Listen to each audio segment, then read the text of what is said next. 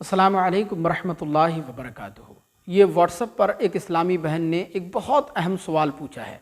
ये कहती हैं कि मैं अपने घर में अपने शौहर और 2 छोटे बच्चों के साथ रहती हूँ। इस वक्त मेरे पीरियड के अय्याम चल रहे हैं। मेरा सवाल ये है कि क्या मैं पीरियड की हालत में इमाम हुसैन रज़ी अल्लाह तआला अन्हु की न्याज़ो फ़ातिहा का खाना या शरबत वग़ैरह बना सकती हूँ या नहीं, या इमाम हुसैन की न्याज़ो फ़ातिहा का खाना या शरबत वग़ैरह पीरियड की हालत में खा पी सकती हूँ या नहीं, इसके बारे में हुक्म शरअ क्या है, प्लीज़ रहनुमाई फ़रमाएँ। बिस्मिल्लाहिर्रहमानिर्रहीम। देखिए, इस सिलसिले में 2 बातें समझना बेहद ज़रूरी है। पहली चीज़ तो ये है कि अगर नापाकी हालत जनाबत की वजह से है तो इस सूरत में तो जितनी जल्दी हो सके इंसान को गुस्ल जनाबत कर लेना चाहिए, क्योंकि इस सूरत में बिला वजह गुस्ल जनाबत करने में देर करना, ताख़ीर करना बिल्कुल दुरुस्त नहीं है।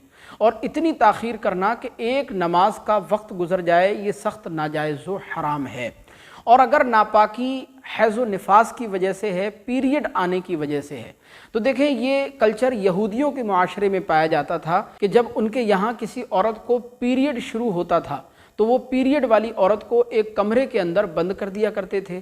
उस पर पाबंदी लगा दी जाती थी कि वो पीरियड के दौरान खाना नहीं पका सकती, खाना किसी के साथ बैठकर नहीं खा सकती, किसी से हाथ नहीं मिला सकती। ये तमाम पाबंदियां उस पर आयद कर दी जाती थी। लेकिन अल्हम्दुलिल्लाह हमारे मज़हब इस्लाम के मुअतदिल निज़ाम ने ऐसी कोई भी चीज़ बाकी नहीं रखी। हदीस मुबारका में आता है कि हज़रत अम्मी आयशा रज़ियल्लाहु तआला अन्हा फरमाती हैं कि सरकार मदीना सल्लल्लाहु अलैहि वसल्लम एतकाफ़ की हालत में मस्जिद में मौजूद होते थे, और एतकाफ़ में रहते हुए सरकार दो आलम सल्लल्लाहु अलैहि वसल्लम अपना सर मुबारक मस्जिद से बाहर निकाल दिया करते, और मैं आपका सर मुबारक धो दिया करती थी, आपके सर मुबारक में कंघी कर दिया करती थी, बाल संवार दिया करती थी, और ये सब कुछ हालत हैज़ में होता था। इसी तरह एक दूसरी रिवायत में अम्मी आयशा फरमाती हैं कि एक मरतबा सरकार ने मुझसे मुसल्ला मांगा तो मैंने अर्ज़ किया, या रसूल अल्लाह, मैं हाइज़ा हूँ, हैज़ की हालत में हूँ। तो हुज़ूर ने फरमाया, आयशा, तुम्हारा हैज़ तुम्हारे हाथों में नहीं है, यानी तुम अपने हाथों से मुसल्ला उठा सकती हो।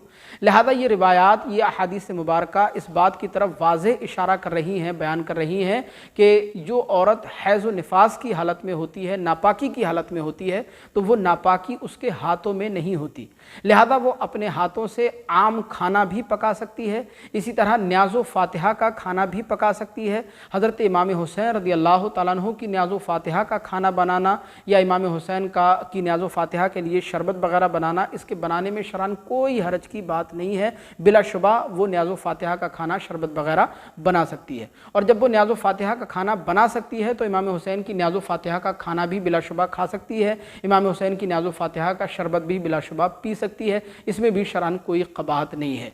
जो लोग ये समझते हैं कि पीरियड की हालत में, हैज़ व निफास की हालत में, हैज़ व निफास वाली औरत को न्याज़ो फ़ातिहा का खाना नहीं बनाना चाहिए या न्याज़ो फ़ातिहा का खाना बना हुआ नहीं खाना पीना चाहिए, तो ये बिल्कुल बेबुनियाद बात है। मज़हब इस्लाम से इसका कोई लेना देना नहीं है।